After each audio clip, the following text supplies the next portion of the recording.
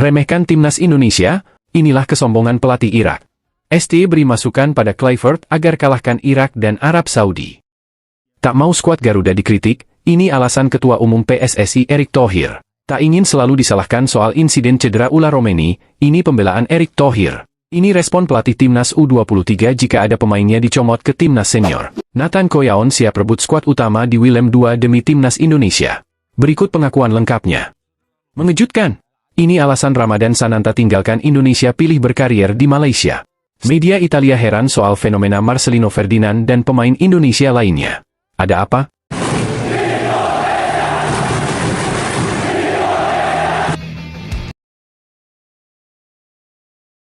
Remehkan timnas Indonesia, inilah kesombongan pelatih Irak. Pelatih baru timnas Irak, Graham Arnold, memasang target tinggi usai timnya tergabung di grup B babak keempat kualifikasi Piala Dunia 2026 zona Asia bersama Arab Saudi dan Indonesia. Pelatih asal Australia itu yakin bisa mengukir sejarah dengan membawa Irak kembali ke putaran final setelah absen selama hampir 4 dekade. Kami adalah Irak, bangsa yang sangat bangga. FIFA ranking kami lebih tinggi dari Arab Saudi dan Indonesia, dan kami harus membuktikannya, tegas Arnold seperti dikutip CNA. Arnold kenal baik kekuatan Indonesia dan Arab Saudi. Pelatih berusia 61 tahun itu bukan nama asing di kancah Asia. Ia pernah menukangi Australia hingga babak 16 besar Piala Dunia 2022 dan terakhir menghadapi Indonesia pada FIFA Matchday di Jakarta, September 2024, yang berakhir imbang tanpa gol. Saya punya banyak pengalaman menghadapi Arab Saudi dan Indonesia. Saya tahu kekuatan dan kelemahan mereka, ucap Arnold. Arnold bahkan sempat merasakan kekalahan dari Arab Saudi saat masih melatih Australia di kualifikasi Piala Dunia 2022. Kini, ia akan kembali ke stadion yang sama, King Abdullah Sport City, dengan tekad menebus kekalahan tersebut bersama Irak. Irak incar Piala Dunia pertama sejak 1986. Irak terakhir kali tampil di ajang Piala Dunia pada edisi 1986 di Meksiko. Kini, bersama Graham Arnold, mimpi itu ingin dihidupkan kembali. Saya percaya penuh kepada para pemain. Ketika laga penentuan tiba Oktober nanti, mereka akan berada dalam kondisi fisik dan mental terbaik, ujar Arnold. Saya yakin, inilah saatnya kami membawa mimpi jutaan rakyat Irak menjadi kenyataan, tutupnya. Bagaimana menurut kalian? ST beri saran pada timnas Indonesia hadapi laga di babak 4. Shin Tae-yong memberi pujian kepada timnas Indonesia sekaligus berharap hasil positif bisa dipetik di putaran keempat kualifikasi Piala Dunia 2026. Mantan pelatih timnas Indonesia itu berpendapat, lolos ke putaran keempat kualifikasi sudah jadi catatan positif bagi skuad Garuda. Ia ingin perjuangan tim merah putih terus berlanjut. Di putaran keempat saya yakin mereka akan lebih berani. Lolos ke putaran keempat sudah jadi pencapaian tinggi untuk timnas Indonesia, kata ST saat berbincang dengan Jeng Sok Seo di Instagram. Lebih lanjut, pelatih asal Korea Selatan itu memberi pesan khusus untuk timnas Indonesia di putaran keempat kualifikasi Piala Dunia 2026. Ia meminta tim besutan Patrick Kluivert untuk memaksimalkan kondisi fisik karena berhadapan dengan tim-tim dari Timur Tengah yang dikenal punya kualitas fisik mumpuni. Di sana akan melawan beberapa tim Timur Tengah dengan iklim dan lingkungan yang sangat berbeda. Saya rasa, kita perlu menyiapkan kondisi fisik dengan sangat baik. Bagus juga kalau bisa maksimal dalam pertahanan meski tidak mudah, ujarnya. Lebih lanjut, ST berharap Patrick Kluivert dan para asisten mempelajari sedalam mungkin gaya permainan sekaligus strategi lawan yang akan dihadapi. Selain itu, ia meminta timnas Indonesia mengenali kekuatan utama tim untuk menumbangkan lawan. Jika menganalisis pertandingan lawan tim Timur Tengah dengan baik, kita bisa mengetahui keunggulan untuk membobol pertahanan lawan.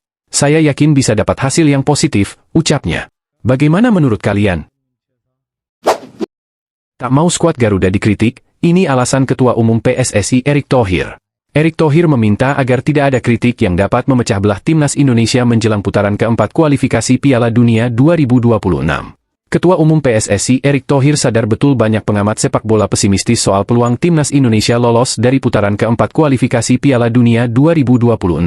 Pesimisme itu muncul setelah pengundian kualifikasi putaran keempat zona Asia oleh AFC di AFC House, Kuala Lumpur, Malaysia, 17 Juli 2025.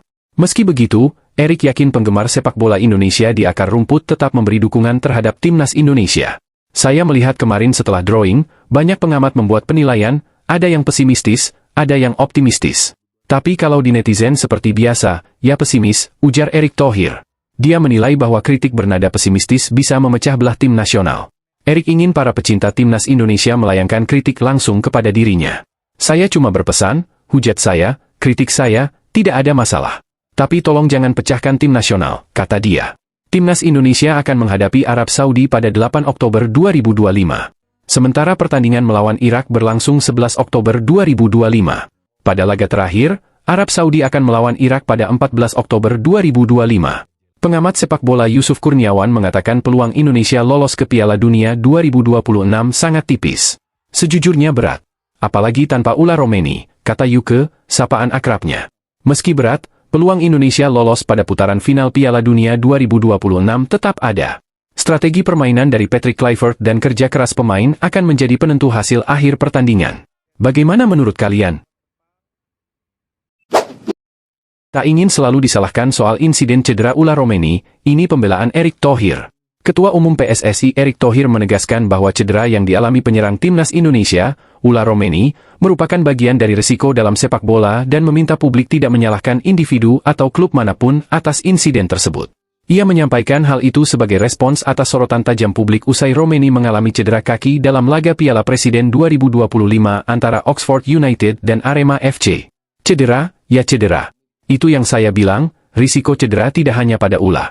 Ragnar, Orat Mangoen, juga cedera, tapi tidak ada yang menyalahkan Ragnar atau timnya. Begitu juga, Victor, Dethan sekarang belum bisa main, terus disalahin Detannya, disalahin klubnya, kata Erik kepada awak media.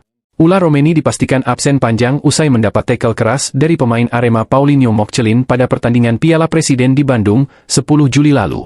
Cedera tersebut memaksa Romeni menjalani operasi dan hampir dipastikan absen pada putaran keempat kualifikasi Piala Dunia 2026 zona Asia yang akan berlangsung pada Oktober. Erik menilai tekanan berlebihan kepada pihak-pihak tertentu justru kontraproduktif terhadap atmosfer sepak bola nasional. Nanti dibilang saya anti kritik, salah lagi. Yang penting kita fokus pada solusinya, ujarnya. Ia menambahkan bahwa risiko cedera menjadi salah satu alasan penting mengapa PSSI terus mendorong regenerasi tim nasional lewat kelompok usia U17, U20, dan U23. Makanya dari awal kita siapkan pelapis untuk timnas senior. Di kiri ada 3 bek, di kanan juga 3 bek. Di tengah dan depan masih sedikit kurang, itu yang kita dorong, ungkapnya. Dalam kesempatan itu, Erik juga mengatakan bahwa para pemain muda seperti Jens Raven terus dipantau perkembangannya. Namun ia menegaskan promosi pemain ke tim senior tetap harus melalui proses dan tidak dilakukan secara instan. Main dulu di U23. Siapa tahu bagus. Tapi jangan juga keburu besar kepala, pungkas Erik. Ini respon pelatih timnas U23 jika ada pemainnya dicomot ke timnas senior. Pelatih timnas Indonesia U23 Gerald van den Burg mengaku tak masalah jika pemainnya dicomot oleh skuad senior asalkan bisa membantu lolos ke Piala Dunia 2026. Sampai sekarang, belum ada yang terjadi, tapi jika kami bisa membantu tim senior lolos ke Piala Dunia, dia, Patrick Kluivert, bisa mengambil semua pemain saya, ujar Van den Burg saat ditemui awak media. Sejujurnya saya tidak peduli jika pemain U23 dicomot. Karena menurut saya, yang terpenting adalah kami melakukan sesuatu yang benar-benar membuat kami bahagia dan bangga, tandasnya. Lebih lanjut Gerald van den Burg menjelaskan, keputusan terkait pemain yang dibutuhkan timnas Indonesia senior nantinya ada di tangan Patrick Kluivert. Saya rasa bukan Alex Pastor yang memutuskan pemain yang ingin dipanggil. Patrick Kluivert adalah pelatih kepala, jadi dia yang memutuskan, kata van den Burg lagi. Jadi saya pikir ketika Patrick bilang dia menginginkan pemain atau membutuhkan pemain, mungkin Alex yang akan datang dan melihat, tapi saya tidak tahu, tandasnya. Bagaimana menurut kalian? Nathan Koyaon siap rebut skuad utama di Willem II demi timnas Indonesia. Berikut pengakuan lengkapnya. Bek timnas Indonesia, Nathan Koyaon, akhirnya mendapatkan kejelasan soal masa depannya di level klub. Pemain berusia 23 tahun tersebut resmi bergabung dengan klub Belanda, Willem II Tilburg, jelang bergulirnya musim 2025-2026. Willem II merupakan tim yang kini berlaga di Eerste Divisie atau kompetisi kasta kedua Liga Belanda, setelah mereka harus terdegradasi dari Eredivisie musim lalu. Meski berada di level kedua, klub asal Tilburg ini tetap menjadi destinasi menarik karena memiliki sejarah kuat dan ambisi besar untuk kembali ke papan atas sepak bola Belanda. Nathan menandatangani kontrak berdurasi 2 tahun, dengan opsi perpanjangan berdasarkan performanya di lapangan. Ini menjadi langkah penting dalam karir sang pemain setelah sebelumnya memperkuat Swansea City di Inggris. Meski tidak mendapatkan banyak menit bermain di sana, pengalamannya di luar negeri dianggap cukup berharga untuk dijadikan bekal kembali ke kampung halamannya, Belanda. Kegembiraan Nathan Choyaon.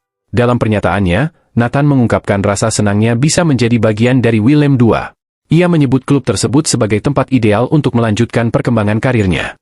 Bagi saya, Willem II merupakan langkah berikutnya yang ideal. Setelah pengalaman berharga bermain di luar negeri, saya bertekad untuk jadi pemain kunci setiap minggunya, kata Nathan. Lebih dari sekadar mencari menit bermain, Nathan juga ingin terlibat dalam ambisi besar Willem II untuk kembali ke Eredivisie. Ia menyatakan komitmennya untuk tumbuh bersama tim dan memberikan yang terbaik bagi klub serta para pendukung. Saya sangat menantikan untuk berkembang lebih jauh dan mewujudkan ambisi kami bersama tim serta supporter, tambahnya. Mengejutkan. Ini alasan Ramadan Sananta tinggalkan Indonesia pilih berkarier di Malaysia. Striker Timnas Indonesia, Ramadan Sananta, meninggalkan Persis Solo pilih bergabung ke DPMM FC, klub asal Brunei Darussalam yang berkompetisi di Liga Super Malaysia 2025 2026. Sananta mengungkap alasan mengejutkan di balik keputusan tersebut. Ex-PSM Makassar itu memilih hengkang ke luar negeri bukan tanpa alasan. Striker 22 tahun ini mengungkap keinginannya untuk merasakan atmosfer kompetisi yang lebih menantang. Dia menyebut Liga Super Malaysia sebagai wadah yang penuh persaingan dan memiliki kualitas permainan tinggi. Alasan saya datang ke sini karena saya tahu persaingan di antara klub-klub Liga Malaysia sangat ketat, kata Sananta, dikutip dari Stadium Astro, Minggu, 20 Juli 2025. Mereka punya kualitas dan teknik bermain yang bagus. Selain itu, usia saya masih muda dan saya harus punya kepercayaan diri untuk keluar dari negara sendiri, Indonesia, dan mencoba peruntungan di Liga Malaysia, ujarnya. Ingin buktikan kualitas di level lebih tinggi. Sananta mengaku ingin mengembangkan kemampuannya dan membuktikan kualitasnya di level yang lebih tinggi. Ia juga tak sabar menghadapi pemain-pemain top seperti Arif Aiman dan bertemu kembali dengan rekannya di Persis Solo, Musa Sidibe, yang kini memperkuat Johor Darul Ta'zim, JDT. Saya ingin mencoba sesuatu yang baru di sini, dan sebagai penyerang, saya ingin membantu klub ini, DPMM FC, lebih baik lagi, ujarnya. Saya juga tidak sabar bertemu dengan mantan rekan saya, Musa Sidibe, yang sekarang bermain untuk JDT, dan saya juga tahu pemain seperti Arif Aiman, yang sering disebut-sebut, serta banyak lagi pemain hebat di sini, ujarnya. Buka jalan pemain timnas berkiprah di luar negeri. Sepanjang karir profesionalnya, Sananta telah mencatatkan 90 penampilan di level klub dengan torehan 27 gol dan 5 assist. Diharapkan, kehadirannya di DPMM FC dapat memberikan dampak signifikan sekaligus membuka jalan bagi lebih banyak pemain Indonesia untuk berkiprah di luar negeri. Bagaimana menurut kalian? Media Italia heran soal fenomena Marcelino Ferdinand dan pemain Indonesia lainnya. Ada apa? Marcelino Ferdinand, gelandang muda timnas Indonesia, mendadak menjadi bahan pembicaraan hangat di Eropa, khususnya di Italia. Pemain yang saat ini membela Oxford United tersebut menyita perhatian media ternama Italia, Gianluca Di Marzio, bukan hanya karena performanya di lapangan, tetapi juga karena ledakan popularitasnya di media sosial yang dinilai sangat fenomenal untuk ukuran pemain dari negara non-elit sepak bola. Dalam laporan terbarunya, Gianluca Di Marzio secara terbuka mengungkapkan keheranannya atas antusiasme luar biasa publik Indonesia terhadap pemain-pemain timnas. Marcelino menjadi contoh paling menonjol dalam laporan tersebut. Contoh konkret diberikan oleh Marcelino Ferdinand. Berkat 2 golnya ke gawang Arab Saudi dalam pertandingan kualifikasi Piala Dunia, pesepak bola itu benar-benar meraup untung besar di media sosial dan mengumpulkan jutaan interaksi, tulis Di Marzio. Indonesia dan sepak bola, kombinasi yang tak terduga. Menurut media Italia tersebut, Indonesia bukanlah negara yang dianggap relevan dalam percaturan sepak bola dunia. Indonesia dan sepak bola. Pasangan yang tidak membangkitkan emosi besar di kalangan penggemar sepak bola di seluruh dunia. Namun, di Indonesia, sepak bola adalah hal serius yang harus dibagikan dan dirayakan sebanyak-banyaknya, tulis Gianluca Di Marzio dengan nada heran. Pernyataan itu muncul setelah mereka melakukan penelusuran terhadap aktivitas para pemain timnas Indonesia, termasuk Marcelino, di berbagai platform digital. Mereka mendapati fakta mengejutkan. Hampir setiap unggahan, baik dari akun pemain maupun akun resmi timnas, dibanjiri ratusan ribu bahkan jutaan interaksi. Hal ini dianggap sebagai cerminan betapa besar cinta rakyat Indonesia terhadap sepak bola, terlepas dari prestasi atau posisi negara itu di peringkat FIFA. Yang kita amati di dunia maya saat menyaksikan unggahan pemain atau timnas Indonesia, mereka selalu berhasil mengumpulkan banyak interaksi dalam setiap unggahannya, tambah Di Marzio. Popularitas Marcelino Ferdinand sampai ke Eropa. Ledakan popularitas Marcelino tidak datang begitu saja. Selain memiliki wajah muda dan karisma yang kuat, performanya di lapangan juga mengesankan. Dua golnya ke gawang Arab Saudi bukan hanya membawa Indonesia menang di laga penting kualifikasi Piala Dunia 2026, tetapi juga menaikkan pamornya di mata pecinta bola internasional. Media Italia menyoroti bagaimana Marcelino dan rekan-rekannya disambut bak bintang global setiap kali mereka menjalani laga kandang atau tur promosi ke daerah-daerah. Saat para pemain timnas sedang tur di Indonesia, mereka selalu diserbu oleh jutaan penggemar dan penggila sepak bola lokal, tulis media tersebut. Kasih sayang juga ditunjukkan di web. Semua anggota tim Indonesia memiliki jutaan pengikut di jejaring sosial mereka, meskipun mereka belum terlalu sukses dari sudut pandang profesional. Bagi media luar, fenomena ini adalah teka-teki. Mengapa negara yang belum memiliki pencapaian besar di dunia sepak bola bisa memiliki basis pendukung sebesar ini? Jawabannya, menurut media Italia itu, mungkin hanya bisa dimengerti oleh orang Indonesia sendiri. Ini bukan tentang trofi, ini tentang identitas, kebanggaan, dan harapan, tulis Di Marzio. Marcelino menjadi simbol dari harapan baru. Ia tak hanya menjadi pahlawan di lapangan, tetapi juga wajah baru dari generasi pemain muda yang menghidupkan kembali semangat sepak bola nasional. Ketika Indonesia kini melaju ke babak keempat kualifikasi Piala Dunia 2026, sorotan dunia terhadap timnas Indonesia semakin tajam. Marcelino Ferdinand dan rekan-rekannya kini berada dalam fase penting bukan hanya soal membuktikan kemampuan secara teknis, tetapi juga menjawab ekspektasi besar dari jutaan mata yang mengikuti mereka setiap hari. Level permainan Indonesia kini bahkan diakui oleh media Cina sudah melampaui Asia Tenggara. Kini, dengan popularitas yang meroket dan performa yang mulai stabil, Marcelino ditantang untuk membuktikan bahwa ketenarannya tidak hanya sebatas viral. Ia harus menjawabnya di lapangan gol demi gol, assist demi assist, serta semangat bertarung yang tak padam demi satu tujuan, membawa Garuda terbang ke pentas dunia. Mengejutkan, inilah update ranking FIFA negara-negara Asia Tenggara. Ada yang posisinya meningkat tajam dan ada yang turun tajam. Simak selengkapnya. Timor Leste. Meskipun masih terbelakang dari segi fasilitas sepak bola, timnas Timor Leste berhasil menunjukkan potensinya dengan merangsek naik 2 posisi pada ranking terbaru FIFA. Negara bekas provinsi Indonesia itu kini menduduki posisi ranking 196 dunia.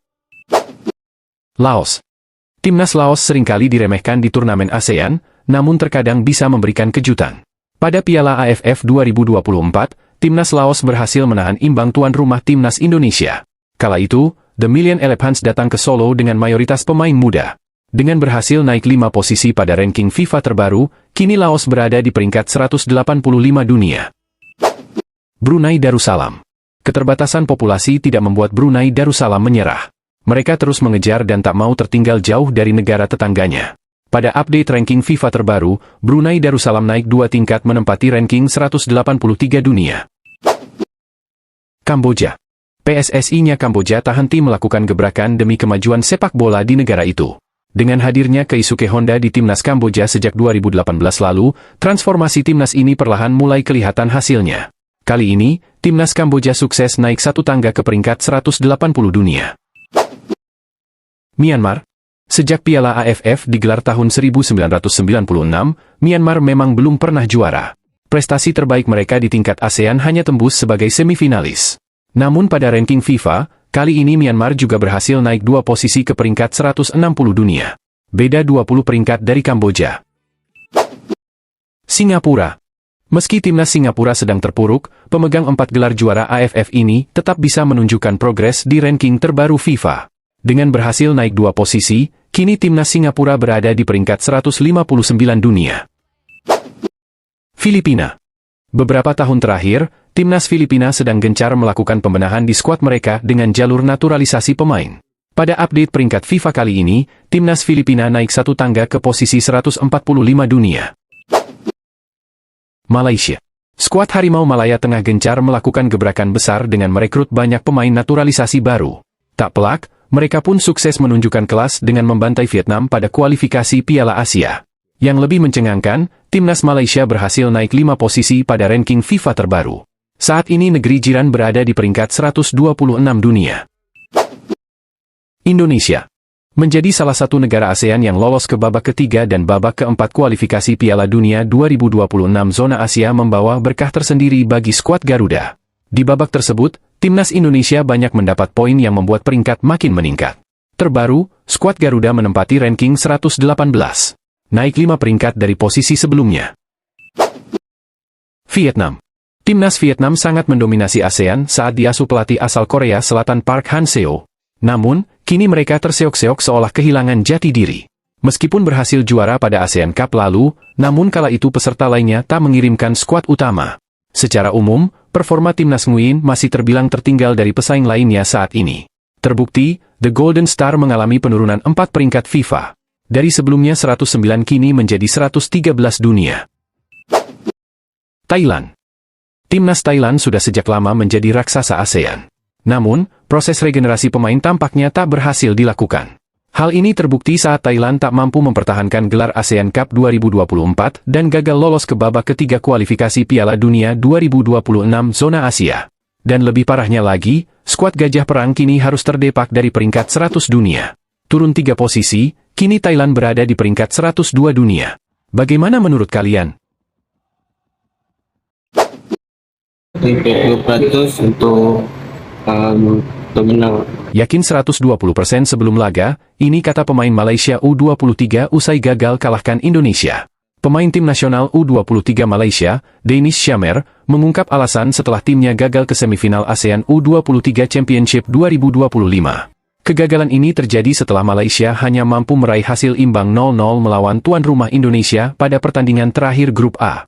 Duel Timnas U23 Indonesia versus Malaysia berlangsung di Stadion Utama Gelora Bung Karno, SUGBK, Jakarta, pada hari Senin, 21 Juli 2025. Ya sedih memang, karena kalau kami ikut turnamen ini, Malaysia sepertinya akan menjadi salah satu tim yang lolos ke babak selanjutnya. Tapi mungkin bukan rejeki kami, tutur Danish Shamer dilansir dari Antara. Hasil imbang melawan Indonesia membuat Malaysia hanya mengumpulkan 4 poin, dengan rincian 1 kemenangan, 1 hasil imbang, dan 1 kekalahan. Timnas U23 Malaysia hanya menempati peringkat 3 Grup A dan dipastikan tak bisa melaju ke semifinal. Adapun 4 tiket semifinal diperuntukkan bagi 3 juara grup dan 1 runner-up terbaik. Ini menjadi kegagalan yang cukup berarti bagi Harimau Malaya, yang sebelumnya berhasil mencapai semifinal di edisi 2023 di Thailand sebelum dihentikan oleh Vietnam, yang kemudian menjadi juara. Meski begitu, Shamer menganggap kegagalan ini sebagai pengalaman berharga. Kami akan mengambil sisi positifnya, dan sisi negatifnya akan dipelajari dari sana, belajar dari kesalahan. Ini pertandingan yang sangat bagus bagi kami.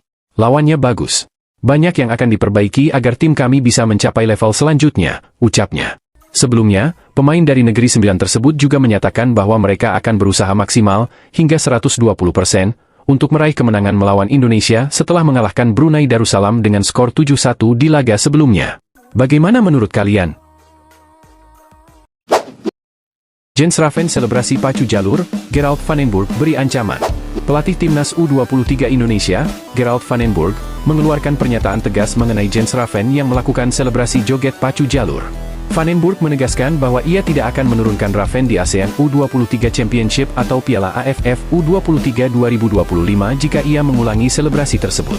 Selebrasi pacu jalur telah menjadi tren yang populer di berbagai kalangan.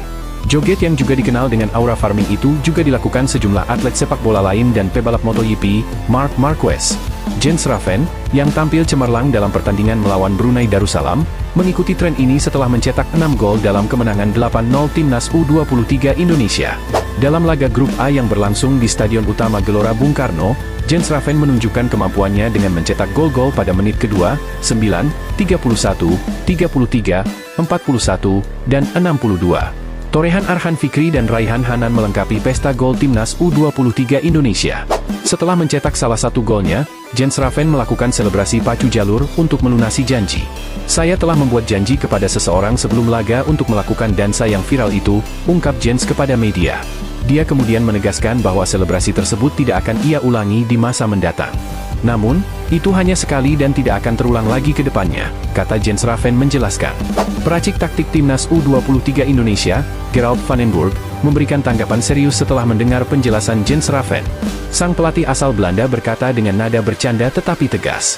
Selanjutnya jika melakukannya, dia tidak akan bermain, tegas van den Burg.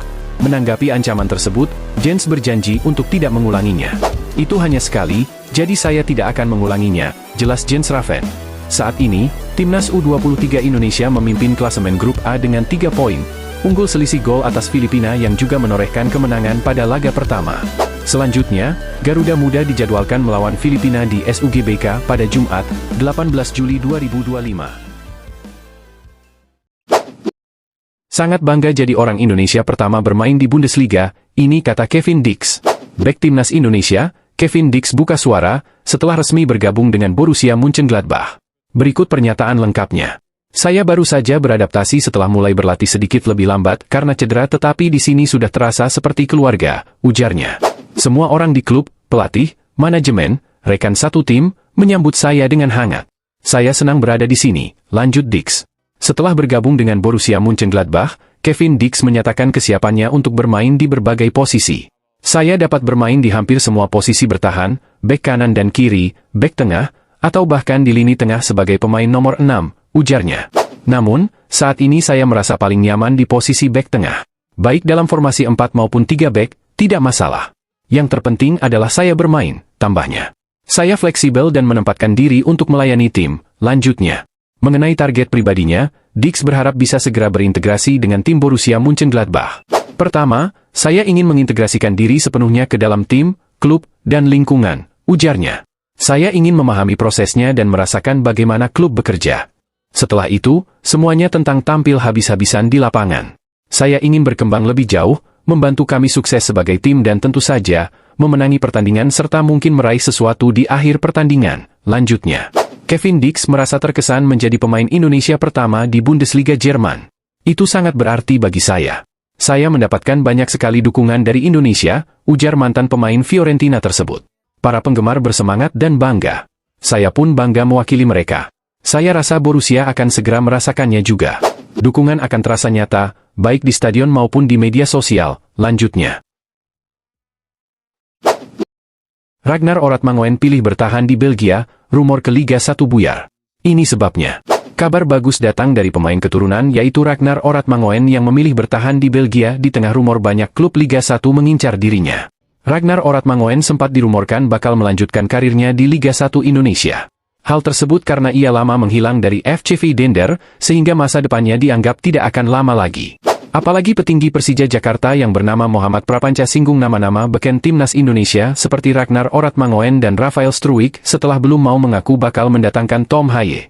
Nama Ragnar Oratmangoen dan Rafael Struijk disinggung setelah ditanya awak media mengenai rumor Tom Haye bakal merapat ke tim berjuluk Macan Kemayoran tersebut. Penyebabnya adalah pelatih Mauricio Souza kabarnya tengah membidik 2 pemain keturunan, salah satu yang dirumorkan bakal merapat adalah Tom Haye. Saya tidak tahu, saya belum tahu, kata Prapanca dalam acara ngopi bareng Persija di Sarinah, Jakarta. Jadi kalau memang itu di dalamnya Tom Haye, dan Haye mau bermain di Persija, ya fine-fine saja, jelasnya. Selain Tom Haye, Prapanca mengaku bahwa Persija Jakarta juga sedang dikaitkan dengan Ragnar Oratmangoen dan Rafael Struijk. Belum ada komunikasi dengan Tom Haye. Saya tidak tahu yang komunikasi saya atau pelatih, apakah itu nanti Ragnar Oratmangoen? Saya tidak tahu, jelasnya. Apakah tadi 2 pemain lokal itu pemain naturalisasi? Saya tidak tahu. Tom Haye kencang sekali. Rafael Struijk juga ada, kok tidak ditanya, tukasnya. Di tengah kabar tersebut, rumor yang menyebutkan bahwa Ragnar Oratmangoen akan ke Liga 1 dalam waktu dekat akhirnya buyar. Pasalnya Ragnar Oratmangoen mengindikasikan dirinya memilih bertahan di klub Belgia, FCV Dender. Hal tersebut diketahui dari postingan Instagram klub yang menunjukkan Ragnar Oratmangoen akhirnya berlatih lagi usai lama absen. Welcome back, tulis keterangan tersebut dilansir pada Jumat, 20 Mei 2025. Sebelumnya pemain berjuluk Wak Haji tersebut sempat hilang karena mengalami cedera. Di FCV Dender, Ragnar Oratmangoen tercatat sudah absen lama karena laga terakhirnya terjadi pada pertengahan Maret 2025. Setelah tampil terakhir kali bagi klubnya pada pertengahan Maret lalu, ex-FC Groningen ini sempat bermain bagi Indonesia di kualifikasi Piala Dunia 2026 zona Asia kontra Australia dan Bahrain. Akan tetapi, sepulangnya dari skuad Garuda Ragnar Oratmangoen absen membela Dender di playoff Liga Belgia dari akhir Maret hingga akhir April kemarin. Pihak FCV Dender sendiri menyebut absennya pemain berjuluk Wak Haji karena terjangkit virus, sehingga harus absen selama hampir 1 bulan penuh. Bahkan, pemain berusia 27 tahun tersebut bahkan harus absen membela timnas Indonesia di kualifikasi Piala Dunia 2026 pada Juni 2025 melawan Cina serta Jepang. Kini setelah absen lama, Ragnar Oratmangoen akhirnya kembali berlatih lagi dan memilih bertahan di Belgia, sehingga rumor yang menyebutkan ia akan berkarier di Indonesia kini buyar. Bagaimana menurut kalian? Setujukah kalian jika musim depan Ragnar pindah ke Liga 1 Indonesia? Soroti kondisi Evan Dimas saat ini dan singgung tackle horor Doan Van Hau, ini kata media Vietnam. Media Vietnam, Soha, fan, prihatin lihat tubuh Evan Dimas kini kurus. Mereka mengungkit anggapan sang pemain dulu dianggap sebagai anak ajaib di timnas Indonesia. Anak ajaib Indonesia yang pernah dilukai Doan Van Hau kini telah pensiun dan mengajar sepak bola di desa, tulis Soha dalam artikelnya, dikutip Jumat, 27 Juni 2025. Pensiunnya Evan Dimas membuat banyak penggemar Indonesia patah hati. Sebuah video viral memperlihatkan Evan Dimas terlihat lebih kurus dari sebelumnya, imbuh media tersebut. Soha lalu mengingatkan lagi soal tackle keras Van Hau kepada Evan Dimas di final SEA Games 2019 antara timnas Indonesia U22 versus timnas Vietnam U22. Insiden itu diduga menjadi awal dari penurunan karir sang gelandang.